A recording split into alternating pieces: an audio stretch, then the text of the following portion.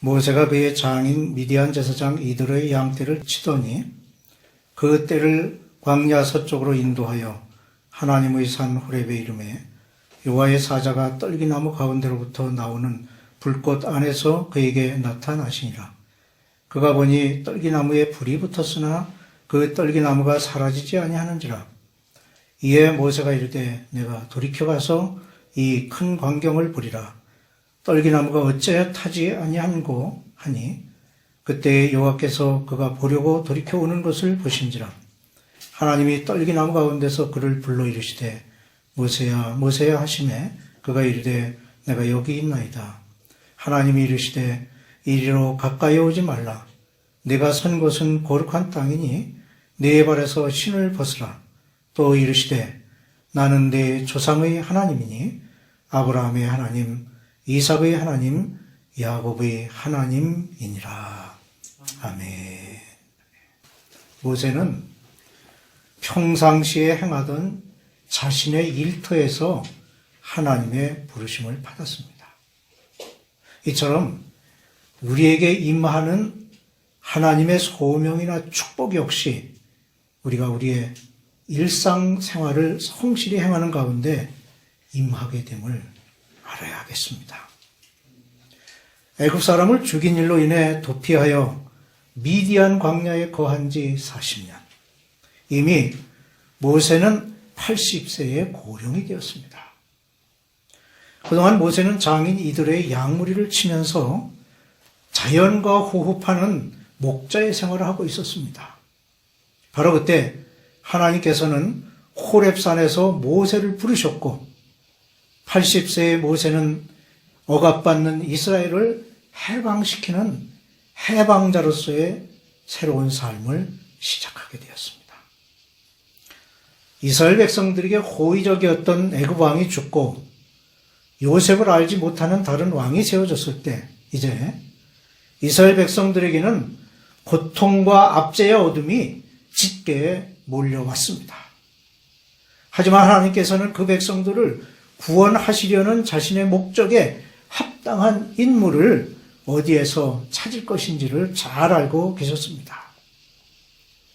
모세는 이미 80세가 되어 있었습니다. 하지만 그 나이는 모세가 하나님의 일을 함에 있어서 결코 늙은 나이가 아니었습니다.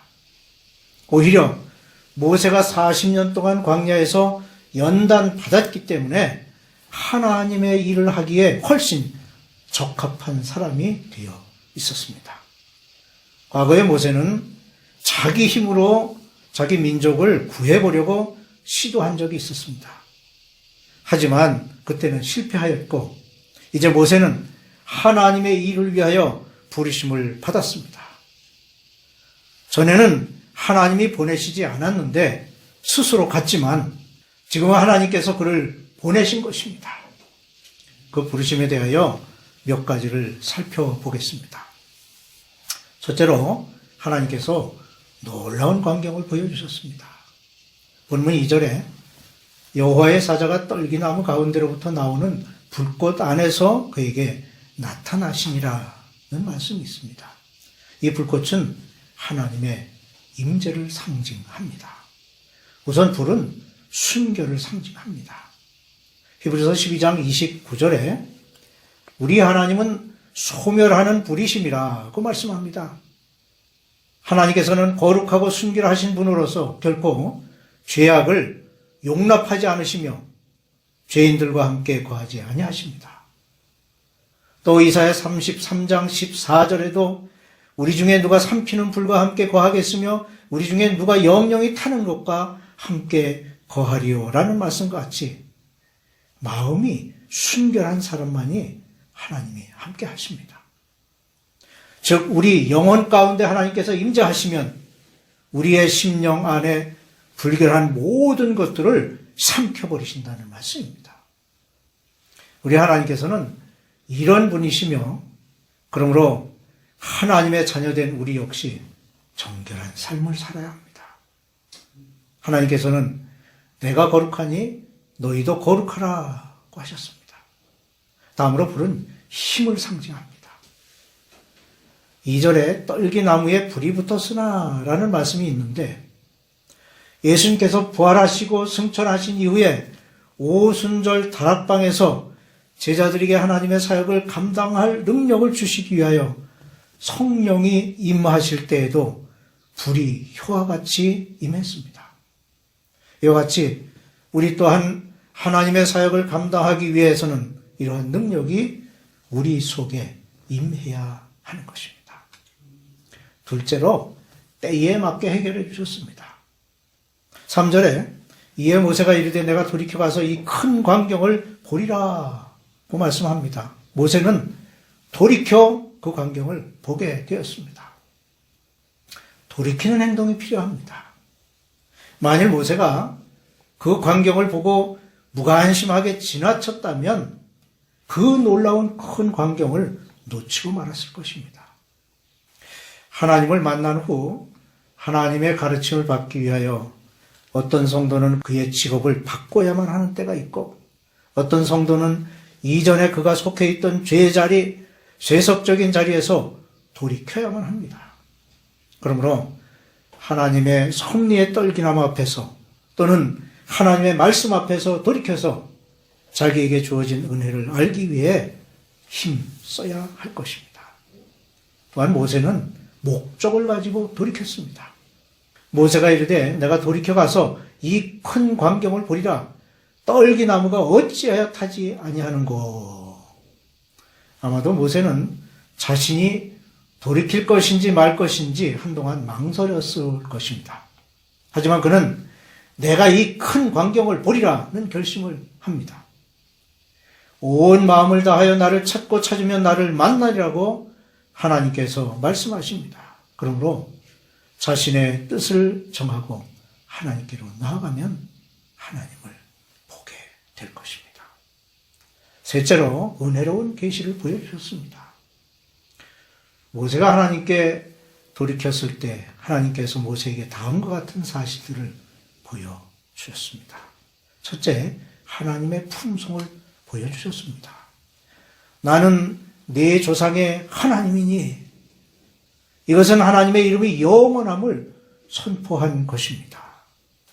죄인이 갈보리 십자가의 광경을 바라보기 위해 돌이키면 하나님의 놀라운 계시를 보게 될 것입니다. 둘째, 하나님의 동정 어린 관심을 보여주셨습니다. 7절에 여호와께서 이르시되 내가 애굽에 있는 내 백성의 고통을 분명히 보고 그들의 감독자로 말미암아 부르짖음을 듣고 그 근심을 알고 라고 말씀합니다. 하나님께서는 그 백성의 슬픔을 아셨고 신음하는 그들의 부르짖음을 들으셨습니다. 그 응답으로 그들을 그 고통에서 건지셨으며 자신이 사랑하는 아들을 세상에 보내셔서 죄의 고통 속에 있는 인류를 구원하셨습니다. 여기에 하나님의 사랑이 있습니다. 즉, 이 땅에 오신 예수님은 하나님의 사랑을 계시로 보여주신 것입니다. 넷째로 확실한 임무를 부여해 주셨습니다. 이제 내가 너를 바로에게 보내어 너에게 내 백성 이스라엘 자손을 애굽에서 인도하여 내게 하리라. 10절 말씀이죠. 하나님께서는 임무를 주시기 전에 항상 당신의 뜻을 계시해 주십니다. 오순절에 성령이 임했던 것은 제자들에게 능력을 주시기 위한 것일 뿐만 아니라 하나님의 영광을 충만하게 보여주시기 위함이기도 했습니다. 그리하여 성령의 능력을 받은 제자들은 하나님의 영광을 드러내기 위한 자신의 임무를 성실히 수행했던 것이죠. 이제 가라는 하나님의 말씀은 모세가 과거에 가졌던 자신의 능력으로는 실패할 수밖에 없다는 사실을 알게 된 것이고, 광야에서 40년을 보내는 동안 그가 겸손해졌음을 알 수 있습니다. 그래야 하나님의 새로운 이상을 보게 되었고 이스라엘 백성에 대한 하나님의 사랑을 알게 된 것입니다. 10절에 이제 내가 너를 바로에게 보내어 너에게 내 백성 이스라엘 자손을 애굽에서 인도하여 내게 하리라는 말씀은 하나님께서 모세를 부르신 목적을 말씀하는 것으로, 그 목적은 애굽의 노예로 비참한 가운데 있는 자기 백성을 인도해내는 것이었습니다. 예수님께서도 유언과도 같은 말씀으로 너희는 온 천하에 다니며 만민에게 복음을 전파하라고 말씀하셨습니다. 하나님은 한 사람도 하나님의 복된 구원의 소식을 듣지 못하고 죽기를 원치 않으십니다. 오늘도 하나님께서는 하나님의 사람을 통하여 당신의 이름이 증거되기를 원하십니다. 하나님의 보내심에는 하나님의 권위가 내포되어 있습니다. 10절 내가 너를 바로에게 보내어라는 말씀 속에는 하나님의 권위가 들어 있습니다. 앞선 2장 12절에 나오는 애굽 사람을 쳐 죽여 모래 속에 감춘이라는 말씀에 보게 되면 그 안에는 모세가 자신의 이름으로 행한 것을 볼 수 있습니다. 그러나 이제 그는 하나님의 권위와 능력을 가지고 부르심을 받았고 하나님의 이름으로 백성들 앞에 나아가게 된 것입니다. 모세는 가시떨기 나무 앞에서 하나님의 뜻을 이루기 위한 능력을 경험하게 되었습니다. 그러므로 우리 또한 하나님의 소명을 받아야 하며 하나님은 자신이 부르신 사역자들과 함께 하십니다. 하나님이 이르시되 내가 반드시 너와 함께 하리라.